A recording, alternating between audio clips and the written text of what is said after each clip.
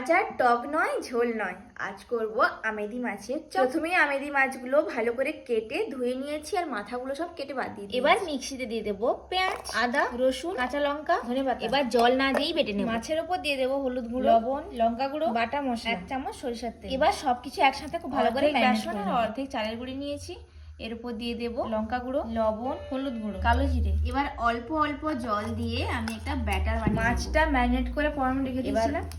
বেসনের ব্যাটারে ডুবিয়ে এইভাবে সবটা বেসন ঝাড়িয়ে নেওয়ার পরে তেলে ছেড়ে দেবো।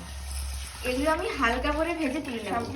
একবার তো ফ্রাই করে তুলে নিয়েছিলাম, আবার একবার ফ্রাই করে নেব। মুচমুচে তোমরা পিকনিকের সময় এটা একবার ভেজে রেখে দিলে আবার খাওয়ার সময় আর একবার ফ্রাই করে একদম গরম গরম মুচমুচে ভাজা। এটা আমি হাই ফ্লেমেই ভাজি। রেডি হয়ে গেল গরম গরম মুচমুচে মাছের চপ। তোমরা এটা 25শে ডিসেম্বরে বা যে কোনো পিকনিকে ট্রাই করতে পারো, ভালো লাগবে। আর কেমন মুচমুচে হয়েছে দেখাচ্ছি।